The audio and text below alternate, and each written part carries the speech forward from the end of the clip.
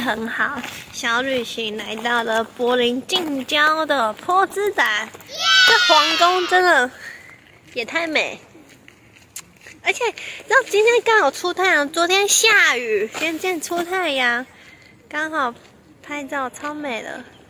这个是他们一个普鲁士国王的家，但是这个普鲁士国王很叛逆。所以呢，他们就把家设置成很多的客房。如果柏林逛无聊的话，可以来波兹坦玩一下。但波兹坦其实没有什么东西，就是一大堆的皇宫而已。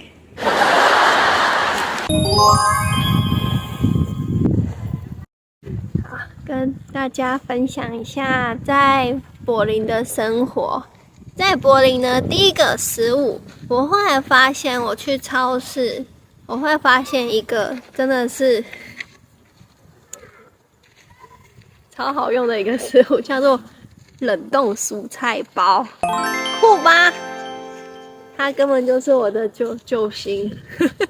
冷冻蔬菜包就是他们把所有的蔬菜，然后把它冷冻起来，然后它已经切好冷冻蔬菜包。所以呢，其实你只要买那一包，基本上你可以吃一周。如果你不挑的话，可以吃一周。这根本就是我的生活救星。懒惰人的生活救星就是冷冻蔬菜包，超推荐的。如果你可以接受冷冻食品的话，对，因为它真的是超方便。当然，这里有很多。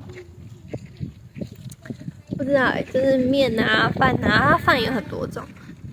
对，反正我最推荐就是冷冻蔬菜包，解决你的生活救星。好，再来就是我很喜欢它的交通，因为交通呢，你知道在台湾就是一次要刷卡嘛，但是你不知道。你每次都要加钱，所以你一定要确定你里面有没有钱。但是在柏林呢，就是你只要买一个月的月票啦、周票啦，你只要买一次就好，你就可以畅行无阻。基本上是不会有人查票，尤其是所以公车就一直走嘛。对，但是在地铁的话，有时候会查票，所以建议大家还是买票，做个诚实的人类哦。但就真的蛮方便，而且这里的交通是24小时的。就是你可能去夜店啊、去 club 啦玩了，你还是可以有车坐回家，不像台湾到12点半而已。好，然后再来就是他们的街道。算蛮干净的，然后建筑物我也是蛮喜欢，我蛮喜欢这边有阳台，然后就整栋是很整齐的，然后不像我们台湾有冷气，这边不太会有冷气，因为这边夏天其实很热的话也才2周而已吧，因为这边比较北边了。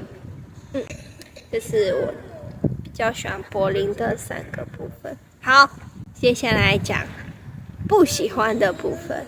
第一个就是他们的人，有些人真的是很粗鲁，然后有时候就是因为我很喜欢拍照啊，我是想拍一下摊贩的样子，然后就会被骂到啪，然后他明明知道我听不懂德文，他还继续骂。但我在这边遇到的人都蛮好的，这倒是真的。就是柏林。厕所说公共厕所其实真的很少，只要在柏林就是要训练一整天不上厕所。如果你一整天都要在外面的话，一整天都不上厕所，因为你知道他们的百货公司有的百货公司会有厕所，但如果你是在市中心人比较多的地方，百货公司他们厕所就是要收钱。但如果是我住的地方 Stiglitz 就是比较乡下嘛，郊区。就不会收钱，对，但我还是不懂为什么厕所要收钱，到底？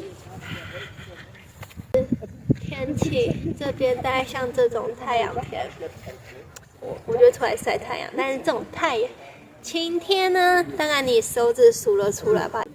冬天几乎都是阴天。好，再来就是莫名其妙 ，X 棒整天在罢工。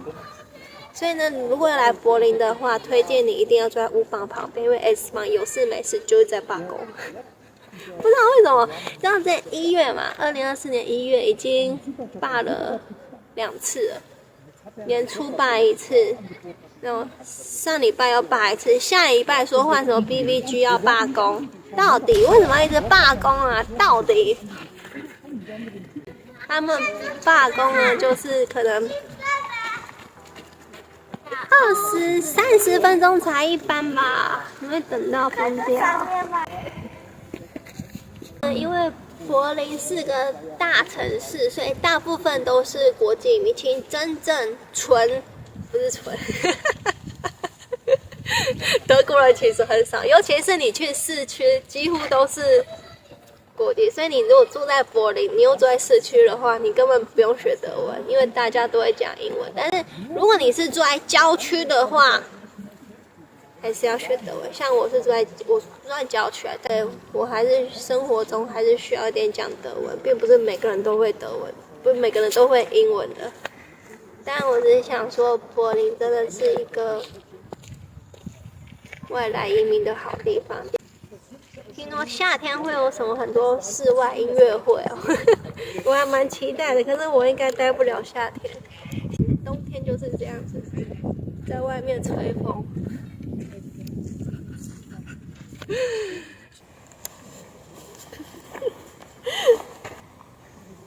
怎么看还是觉得美。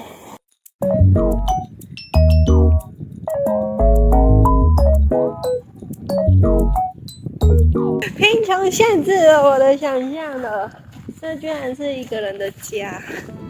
唉，我都分到一个厕所就差不多了。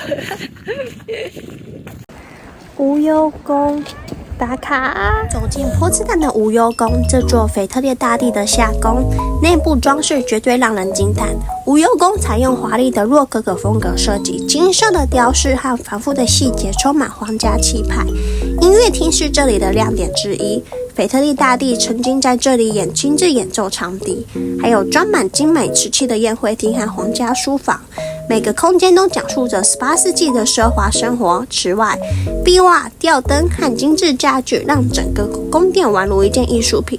来这里，你能感受到王室生活的每一份精致与历史魅力。The calculation, we finish round